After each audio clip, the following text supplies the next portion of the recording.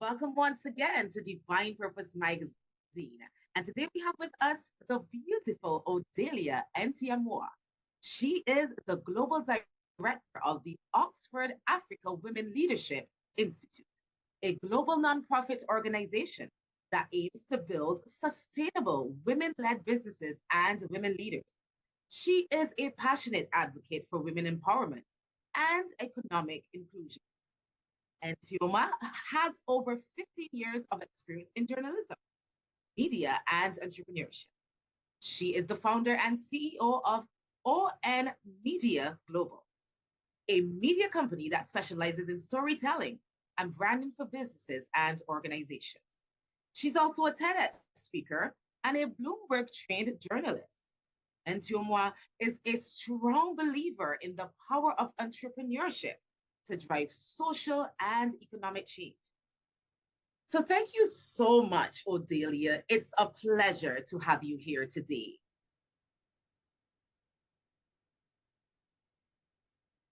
Thank you very much, Vicky. This has been a much awaited interview, and I'm excited to share my thoughts and also to impact other Christian women across the globe. Thank you so much. So the Oxford Women Leadership Institute, it is a nonprofit organization. It's committed to the advancement of African women in leadership roles, those in business, and young girls. So I want to hear from you. I want to hear how you became the global leader of this organization. How did you become the global director? And what's the story behind this organization? Great. I'm excited because it is one of the few platforms that I can share my faith without being nervous about it. My husband is a pastor, and he embarked on a 40 days fasting. And after doing the 40 days dry fasting, whilst I was taking care of him, because after day 30, usually the person becomes really weak and all of that, God began to speak to me about a ministry and a business that I'm supposed to start, and that is supposed to transform the lives of women. And so he gave me the name of the organization first: Oxford Africa Women Leadership Institute. Then we took a vacation afterwards, about 2-3 months later. Then God says that it is time to start the business. So I said, how am I going to start it? What am I supposed to do? And then he says, gather women across the continent and help them with 3 areas: access to finance, access to market, and access to technical support. And that's exactly what we started doing. This April is exactly 1 year since we started the organization. We've been able to gather 3,001 women across the continent. We have about women coming from 37 African countries. We have so far trained over 3,025 businesses. So that tells you that there are some other women outside our network that are finding value in what we are doing and are also coming for the support. We have also been able to do 2 flagship events, which are Women Investment Summit, where we open deals rooms for women-led businesses to get things done one way or the other. We have also been able to, so through those deals rooms, we are able to get these women to meet investors, to meet great people that could actually make a lot of inputs into their businesses directly. We do this by selecting the women at that level so that the women are able to meet these investors prepared. And so we do like a training even before they are meeting with the investors at the Women Investment Summit. The second thing we've been able to also do, which is a flagship event, is called the She Expo, where we make the women exhibit It is an all-women exhibition where women-led businesses, whether they're in the service sector or in the product sector, come to actually share what they are doing. Under these projects, every single time we do an event, we attach to the event something significant that either the women, our sponsors, or investors can take away. So take a look at this. This is our latest report that is on sort of creating an equitable world where women-led businesses can thrive. And so this actually did some data collection of these women, about 400 women-led businesses in Ghana, sharing exactly how the Ghana's business environment actually either supports or does not support their business. And one of the things is in the area of access to finance, where the women say that they will not borrow. And so if you are actually, as a bank, going about creating women-led products, you are likely not to have women sign up. It means that we need to be able to find alternative sources of finance for women-led businesses, like teaching women how to prepare their own grants and applying for grants. Then one of the things we also learned was that our organization is among the top 4 organizations in the country of Ghana that actually does capacity building for the women. They shared with us that capacity building is good, but sometimes it is structured in such a way that it is lumped together and they do not benefit. That's good feedback for people, organizations in capacity building to be able to structure well. Export, 92% of Ghanaian-led, women-led businesses have not ever exported before. They don't even know what certifications they require to export. May I quickly say that it's not every business that would want to export, and it's not every business that is even going to be export ready. But the reality is that there's a need for us to arise, find why women-led businesses are not equipped to also play in the space of export and see how we can support them, especially when Ghana is the hub currently for the AFCFTA, that's the African Continental Free Trade Area. Then you have to be a leader when it comes to how women-led businesses can also play in the space. So we also prefer some solutions for organizations. I can go on and on and on about what we have done so far, and I simply get excited. Today, we have trained 29 women. It's actually just cohort 1. Tomorrow, Wednesday, and Thursday, we are hoping to train about 120 women, one with mindset, and before they even come to the business. Look, even me at my stage today, I asked the facilitator a question that how do I am a woman of many parts. Currently, you see me wearing these glasses, not because I have challenges with my eyes, but it's because I've decided to sell luxury frames for people who are going into the sale of those who use glasses. Yeah. Now, I'm doing this. I'm doing the Oxford Africa Women Leadership Institute. I run my media company as well. Sometimes we as women feel, are we not doing too much? Will people not say that you're a jack of all trades, master of none? Yes. But our male counterparts will sit back and then they would write that they are a serial entrepreneur and everybody will accept it. But when we decide to say that, oh, why don't we hide some of the things? Because it's a typical woman thing. So our training today started off with a mindset challenge that women need to be able to deal with. And the fact that you are more than enough and you will be able to do even more than you yourself think. You need to be able to dig deeper and find other streams that you can draw from and others can draw from. So yes, in a nutshell, that's how Oxford Africa Women Leadership Institute started. And this is what we've been able to do so far. Yes, thank you so much. And it is indeed a remarkable work that you're doing. But you said you are a business owner, you're selling your frames. You're also in your bio, you're a TEDx speaker, you are a wife, you're a minister. Now, I want you to help some of those women that are out there and give them some tips on, how can you successfully balance this? I know we talked about equality from the standpoint of having that mindset and coming up and really being who you've been created to be. But how can you encourage some of the women out there who know that there's so much inside of them, who know that God has called them for a great purpose, but they seem not to be able to come up and be who they're called to be? So I think that one of the great places to start from, because we are women of the spirit, is to start from the point of prayer.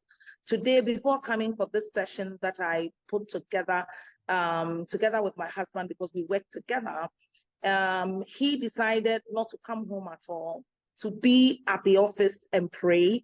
And I went for a prayer meeting at 11. That's when I slept. By 1:50 a.m., I was up and I prayed till 5. So Wow. it starts from the point of prayer. And I will not attribute anything I've done without starting from a point of prayer. Then if you have a husband or you are yet to marry, you need to be able to find prayerfully the right person, because my husband is like my backbone when it comes to supporting me to do everything that I'm doing. So the kind of partner you choose is critical to to helping you to become who God has purposed for you to become. Then, of course, you need to be able to challenge yourself. A lot of people just don't challenge themselves. I believe that if you decide that you want to start a business, the first question you ask yourself is, how can this business be global? So we need to be able to think not just local, but global. Once you think global, it pushes you to want to do things at a certain standard and at a certain level. So if you are in your small district, you are asking yourself, how can I move this business from being just district to countrywide? Yes. So that is also one other way that you can. Then another way that you can is flying with others that have been there. Recently, just about a week ago, I went to meet a friend of mine who used to work with the World Bank, and currently, and she's a pharmacist, and she's currently gone into fashion. And I said, this and this and this are my plans. And then she says, well, her fashion brand is global. She's sitting in Ghana sewing, and even Ghanaians don't know her brand, but her fashion brand is global because she's looking for a certain price tag for her brand, which not many Ghanaian women can afford that, because the least she sells her fashion brand is $500, and not too many Ghanaian women would spend $500 on a dress. So the first thing she told me was, Odelia, I know you do such a hard work, but if you want to fly with the eagles, you've got to dress like the eagles. And so immediately I told my husband about it. He said, we're going to work on it like wildfire. He just took me out, bought me those glasses. We even in the place where we bought the glasses, we had already planned that we would turn this into a business. And I just went for it. So you should be able to fly with eagles and take feedback. A lot of women don't like feedback. If you meet a mentor, or if you meet someone who's done the business before and they give you feedback, take it in your stride and just move along with it. So these are a few nuggets that I will share in terms of how to really get there and be a woman of many parts. Yes, thank you so much. And as you were speaking, I was looking at my own life, my own businesses, ministry, and really seeing how I can become better as I seek to go global with what I am doing. So at this point, I want to talk about collaboration and partnership. And I know that they're essential for driving impact and, of course, creating change. So can you tell us how the Oxford organization has really leveraged partnerships with international organizations to expand the reach of these entrepreneurs, not only across Africa, but across the world? So just this afternoon, I was sharing a conversation with an intern in my organization, and I asked her that, what would you like to learn from me? I mean, you've been here for about a week. What would you like to learn? And she says, I'd like to learn from you networking. And I was like, okay, that's fine. So that is like a strength I have based on the media that I've done for the past 22 years. It's helped me to be able to leverage networks. It's helped me also to be able to build naturally a certain level of confidence to go out there to look for opportunities. Now, how have we been able to do this in the organization is to stay really visible. One of the key ways is on LinkedIn. And by the time you notice, I mean, recently I got a call from one of the royal families, or one of the chiefs in Accra. Wow. And his span is really wide. And they indicated that we have chosen 3 NGOs from Ghana to come help us build our community. And Accra is quite big. And for an NGO that is just 3 months old, just a year old, for Wow. us to be as one of the top 3 that the traditional council wants to work with, for me, it really sounded exciting.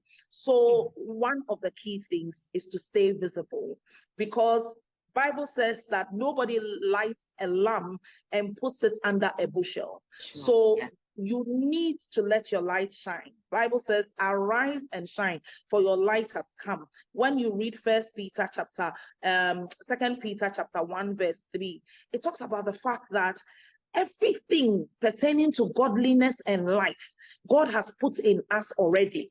So God is actually just waiting for you to move. And sometimes it looks like it's difficult, but just take the step. So one of the key ways we have been able to connect with international organizations is to stay visible. So by virtue of this visibility, others are just recommending us for different things. For example, Oakwood is an organization that does capacity building in Africa. And they were looking for an organization they could work with in capacity building for women. There are so many women organizations in Ghana, but they chose us. Why? Visibility. So visibility is critical. And when they came today, they were totally blown away. So it's a blend of staying visible and staying true to your values and your brand promise. What you promise the clients have to be what they really get. Because if they come and it is not what they get, they will not come back, and there won't be repeat business, and they will not even showcase your organization to other people. And so that sort of becomes like something they keep building on and building on. And based on that, when even interns, there was an intern who came today and says, oh, looking at what you're doing here, I think that you should talk to this arm of GIZ that concentrates on migration. So we've worked with GIZ, we've worked with SMV, we've worked with the Swiss Embassy, different organizations. We are currently doing some work with Oakwood, we're doing some work with USAID. So on a consistent basis, what you should tell yourself is value, value, value. If you're an event organizer, don't just let people come and listen and go away. Decide to challenge yourself. Do something like this. Reports. This means something concrete, something intelligent, that when people are leaving the event, they know that you're not just any wishy-washy organization. I think that a lot of people don't want to bring themselves up to the point where they challenge themselves and they work hard. Praying hard does not mean not working hard. I pray hard, I work hard. So the two they work together, faith and of course works. Without faith, it is impossible to please God, but God also wants us to work. So the two actually work together for success. And that's how we've been able to work with these international organizations. We're currently doing some work with the International Labour Organization. We're looking at how we can get to support women in shea butter reach different markets in Africa and beyond. So if they haven't seen value, they won't keep coming. And that is what our brand promise is, that we will simply provide value. Yes, thank you so much. You said value, value, value, visibility. You said be intelligent, do things that are out of the box. Don't just pray, but also add some action to that faith and get out there. So as you were talking, I started to think, this is a woman that brings so much value to the table. And so I want you to tell others through your agency now, how can you help those entrepreneurs that might be listening to you? How can you help us as ministers? How can you help even people like me with a magazine as someone who has an agency?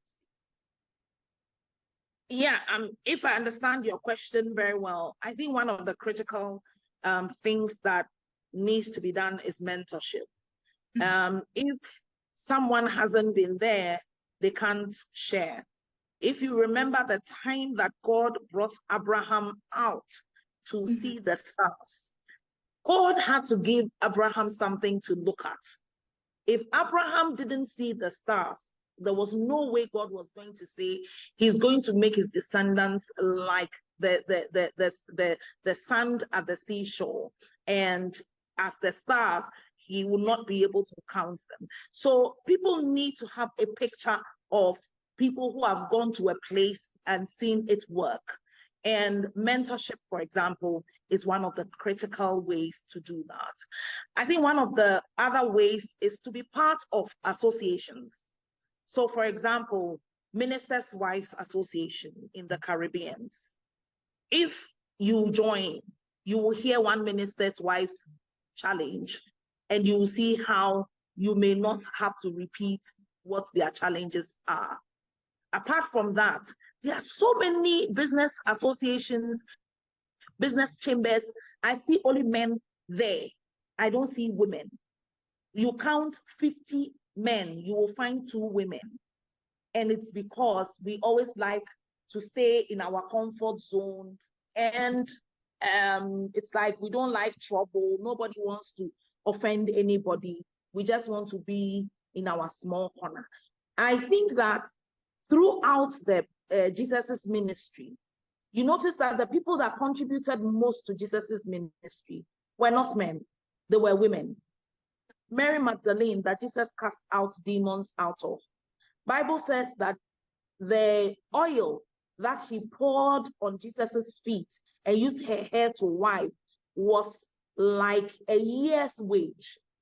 That is wealth. Yes. That is money. A year's wage. Let's say in a month, somebody makes $200. In a year, that's $2,400. It means that Mary Magdalene poured a $2,400 worth of perfume onto Jesus's feet. If somebody can pour one perfume costing that, it means that woman was not a poor woman. Yes. And all the others in Paul's ministry and all of that. And Paul will write letters and mention the women that have supported his ministry and how we are supposed to thank them and all of that. I think that we need to push ourselves more. We need to wake up more. We need to ask ourselves that what is our purpose and how far do we want to carry this purpose? You remember there was a time that Agabus, the prophet, picked a sash that belonged to Paul and said that the one who is going to go into Jerusalem, whose sash this is going to face many trials by being in prison. And Paul said, I'm going. Whether even God has sent you to come and give me prophetic word, because I'm determined to fulfill my purpose, I will take that step. And even God could not stop Paul. So it means that we can actually think so big that our thinking could even beat the imagination of God. And I would say that in Numbers chapter 11, where the people decided to build the Tower of Babel, and Bible says that God came down and said the people is one.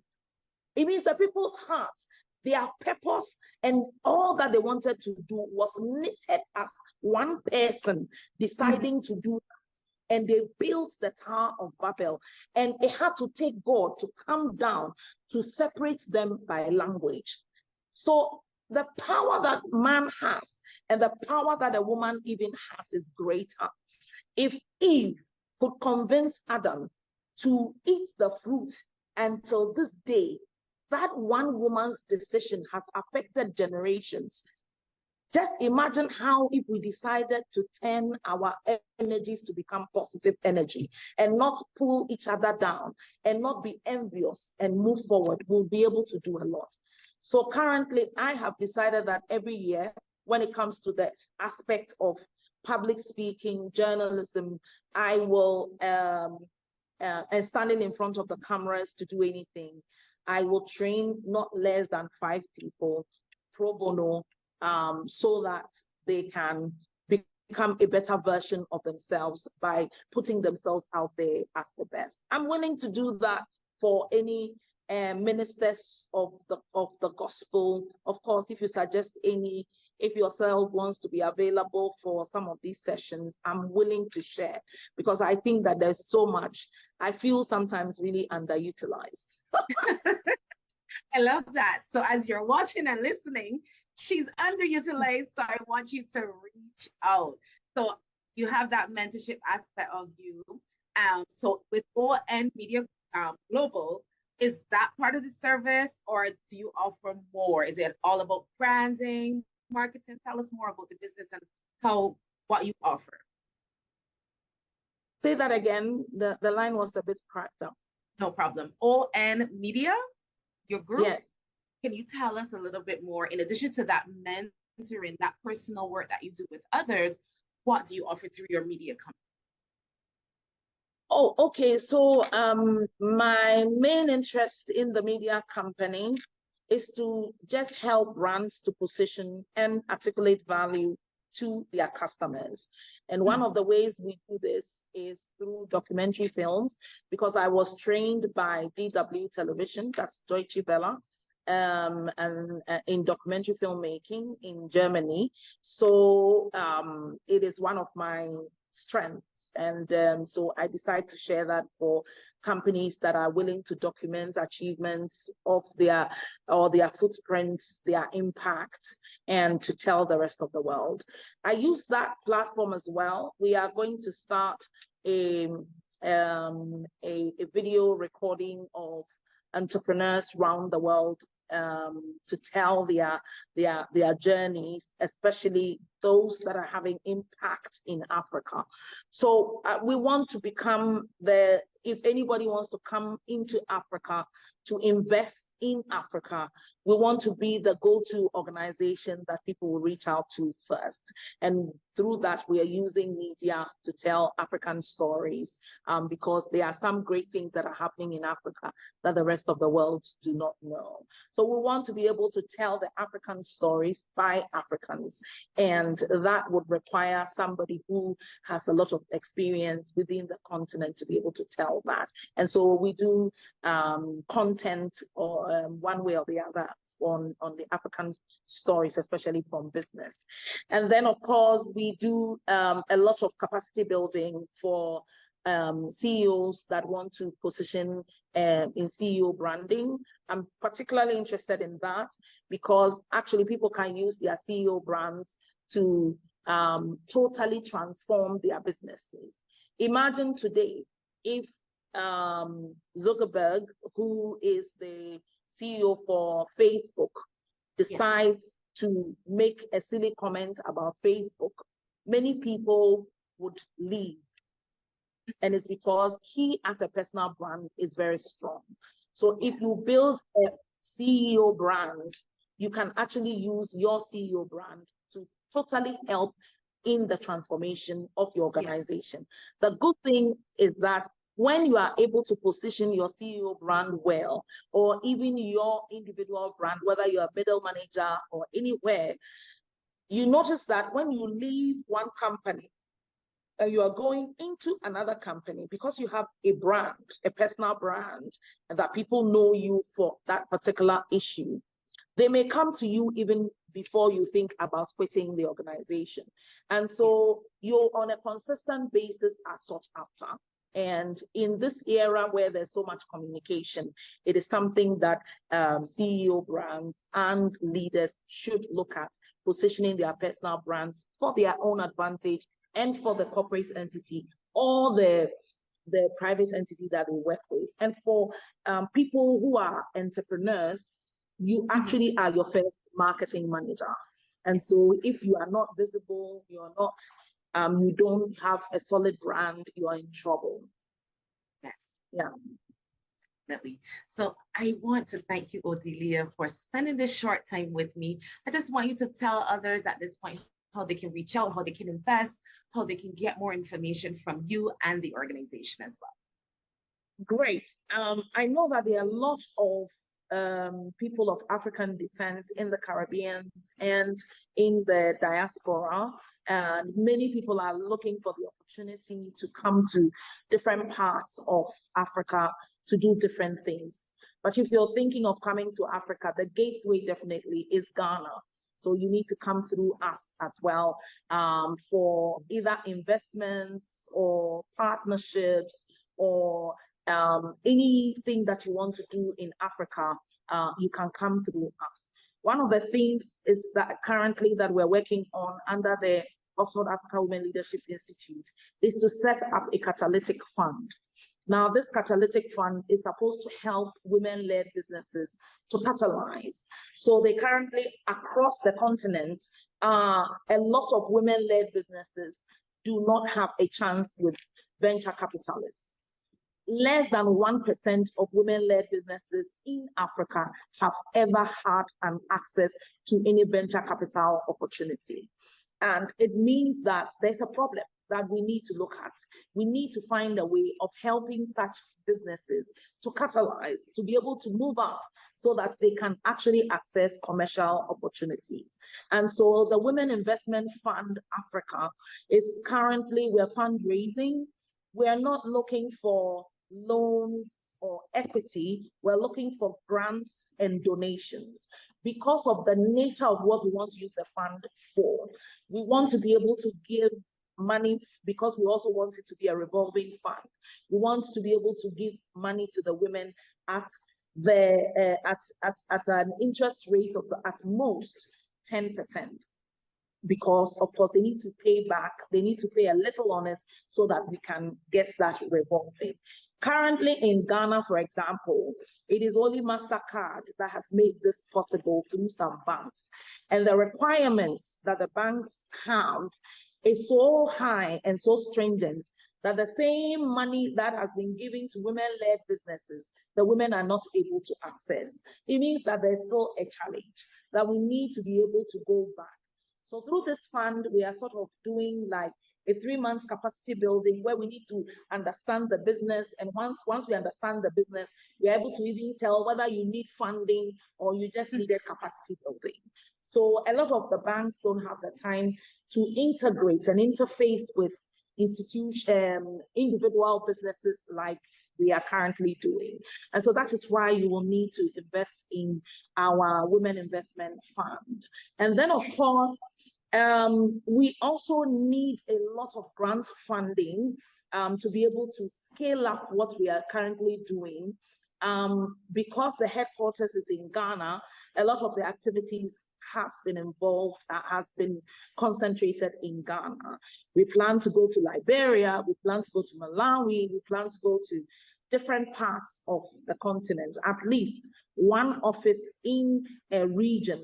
So Eastern Africa, Central Africa, Western Africa, Southern Africa, and on and on and on. And once we're able to get offices in these places, we will be able to reach many more women. This is why you should invest in an organization like ours, because several women-led businesses and even women in Africa are marginalized. They don't have the opportunities that their male counterparts have. That means most African countries have a 50-50 population breakdown between men and women. And that means that 50% of Africa is behind. And if we see gender as a developmental issue and not because we want to separate men from women, we will go quicker and faster because now we will see it as a development issue. And so for us, we see this as a development issue. We see that if you have been privileged to have opportunities in the diaspora, it is time to come invest, not just in the form of money, but capacity. We have a whole center here in Accra that if you reach out to us, you want to also share portions of your time, your experience, and everything with us, you should be able to do that. Just in case you are also out there and you're looking for businesses to invest in, we can point you to workable sectors, workable businesses that are in Africa that you can put money into. So we are the place where you can invest in the organization and the place where you can ask, where can we invest? Where is the data? Where can we pick information? And we can help you to navigate the African markets. Thank you. So much. You're most welcome. And thank you so much for such an amazing interview. You are indeed a leader of empowerment. You are a leader in entrepreneurship. And just as I have been blessed, I'm sure that everyone that is listening is also blessed. So I want to say to you once again, Odelia, thank you, thank you, thank you so much for your time today. And thank you for sharing on the Oxford Africa Women Leadership Institute. It was a pleasure. Thank you, Victoria or Vicky. Is it Victoria? Thank you so much for the opportunity to share. And I hope that this will help a woman to wake up to the realization that they have more to offer to the rest of the world. Definitely. Thank you and God bless you. Bless you too.